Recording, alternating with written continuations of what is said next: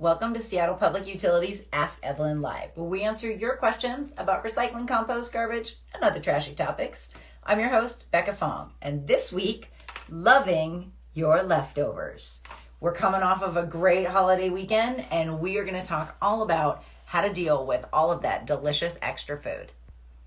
Let's get Pat joined in here. It's so good to see you guys. We missed you last week, and we hope that you had a super fantastic, wonderful, food-filled, fun-filled time with your friends and family. Hey, Pat.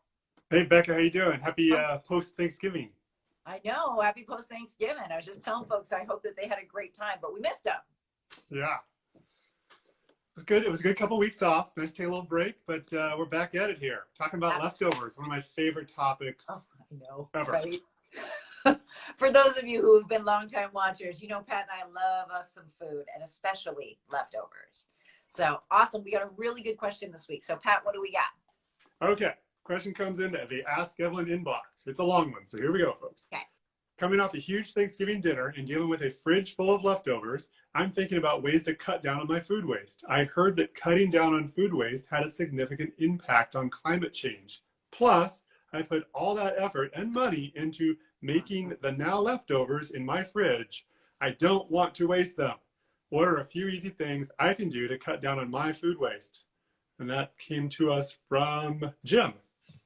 All right, Jim, really good question.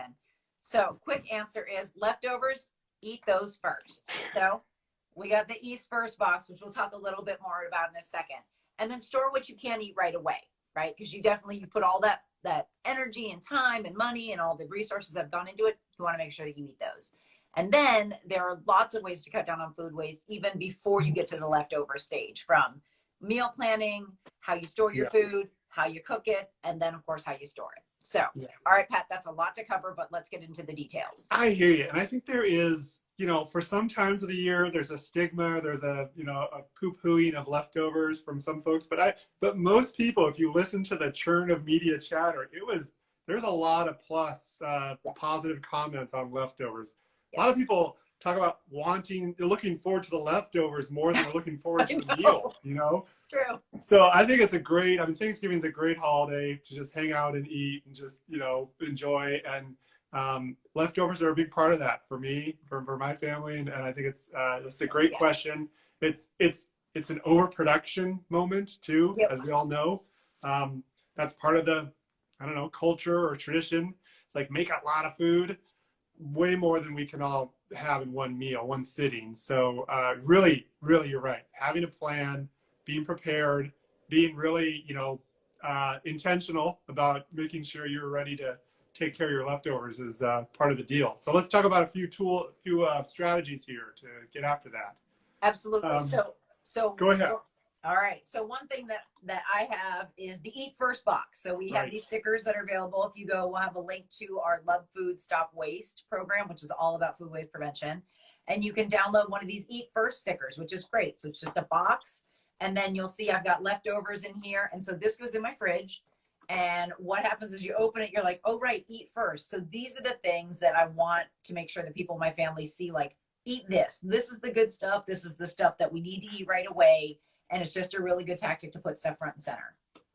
I like it. So my containers are already washed and clean because we are 6 days from Thanksgiving. So I've already taken care of my leftovers. I don't have as good a props as you have this week because there's that. But no, that's a great point. It's making sure to mark the containers. I think that classic love food, stop waste, and let's not get sick.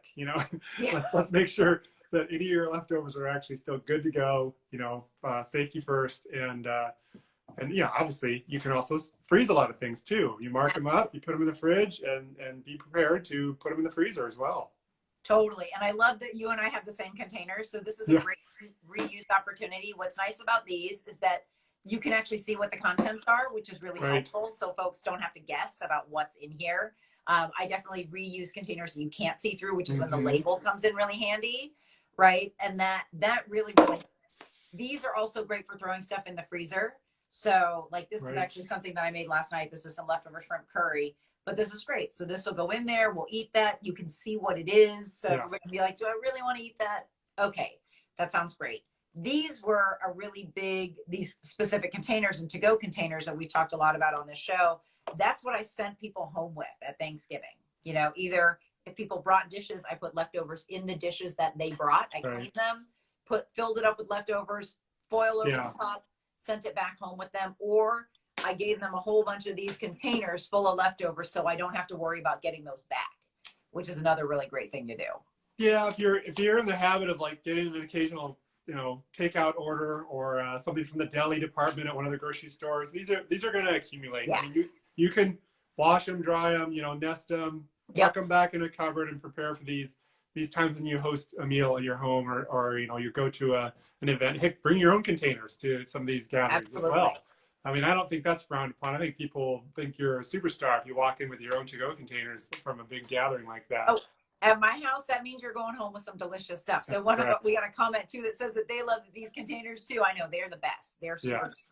They last a really long time. Another thing to do, if you think that you've got too much, one thing I did is I'll freeze stuff right away. Oh, so yeah. I have the bones from the turkey that somebody had brought over. I want to make soup out of those. I know I'm not going to get to them in the days since Thanksgiving. I put those right in the freezer. Again, you want to make sure you put a label on it. So that way, when you open the freezer in like a month, you're like, what is that? And you know exactly what it is. So that's another really good tactic. So you don't have to try to eat everything in the next week, which can sometimes be a Herculean task. Yeah, and the idea of the bones, some folks are really zero waste kind of kitchen activists, and I think it's great. They'll take the bones and instead of just making soup, they'll just make a base, a broth out of it, and then using a ice cube tray, to kind of portion it out for other meals. Or if you do have food and you can also use one of these, cupcake trays and kind of just portion out little serving sizes Nice. to pop out of the freezer. You freeze them in that, and then take them out and put them in a bag or a bin, and you can pull them out later. So that's another idea. Yeah, absolutely. So all of these tips, you guys, are on the Love Food Stop Waste website. So we've got everything from shopping lists, because that's huge. A lot of you have heard that, 30 to 40% of all food that's produced in the U.S. gets wasted. That's from kind of field production all the way through the end. Yeah. I was looking some information up on the FDA's website, and they said that about 31% of it is wasted from retail to consumption. So that means that's from when you buy it from the store to you bring it home. So all the tips we're talking about is really a great way to have an impact and reduce that waste. But we got tips for all of that. We got meal planning, we got shopping lists, we've got, food storage guides. Those are fantastic. Pat and I could talk for hours about that. Just ways to make it last once you get it home. And then also ways to just like really love your leftovers. So we will definitely put a link to all of that as well. So go ahead. Nope, go for it, Pat. I was going to say one of the points you just brought up about from the store to the home, to your refrigerator, is the whole thing about the stamps that you see on foods you buy. Best Buy, use by, sell by, all these different messages that it's really interesting. I think we're going to see some regulatory kind of movement in that space in the near future, because some of them are a little misleading. They're more of a marketing tool. They're more of a move product strategy by the makers of foods and whatnot. But it's also, we have to try and get better at understanding what these terms mean. When it says Best Buy, it doesn't mean that this food is sour and soil, and toast by the time this date comes upon us. It's more of a, to the absolute peak performance of the food is on this date. It's still good for many days after. And I think it's important to kind of get to know your foods. Absolutely. A lot of people kind of tend to buy the same kind of foods over and over again, which is great. But you can kind of get to know, like, when is this food, use the old sniff test and just be a little more, closer to your food and understand, like, how long is it really good for. You don't need to toss out your food just because it's past the Best Buy date. That's a really good point. I mean, I think that's a really important thing to just pay attention to, and you and I work in the space all the time. We have really good colleagues that really focus on this. And even knowing that, I think just subconsciously, we've all been trained to look at those dates and just be like, oh, I'm there. It's time for the compost. But definitely taking a moment to really look at, like, is this still good? Probably still good. And then just checking it out. So, I mean, we don't want anybody to get sick. And Pat and I are all about like preventing food waste on that end, but definitely getting to know what's in your fridge and what things taste like when they're going bad is definitely an important thing for sure. That's a really, really good point. One other thing that came to mind too was that with cooking and Thanksgiving and just like an overproduction, we would be remiss if we did not mention what to do with all of those drippings, what to do with the fats, oils, and grease. And so our friends in drainage and wastewater always want us to remind you that you never want to pour that down the drain, because that is the way to end a fantastic dinner party, is when all of your pipes back up. No good.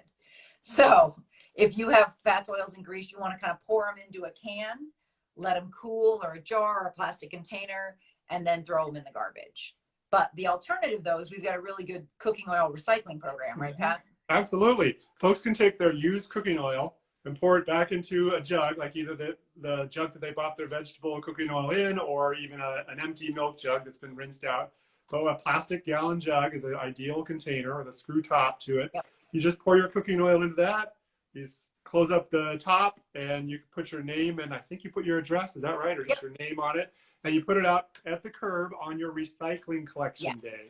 That is the day, not the compost day. Although it's a food waste thing, it's collected on that every other week recycle collection day. That's when the truck is there and has the ability to pick up those jugs of used oil. It can be motor oil as well, not together. Don't cross the streams. So you got the cooking oil and the motor oil. But for this topic, the cooking oil can go out to the curb on recycle days, and it's free. It's a free service to be collected.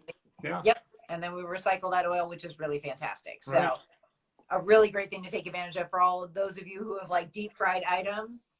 Yes. Delicious. You can definitely have a way to recycle that oil, which is fantastic. So, all right, folks. Well, Jim, thank you for that question. And for leftovers, it really is about just loving those leftovers, right? You want to make sure that you eat them. So you can label them, put them front and center. You can use an Eat First box. You can use a clear container, making sure that you date it. If you've got too much food, go ahead and put that baby in the freezer. Make sure that you label that, so when you take it out of the deep freeze, you know where it's at. I love it.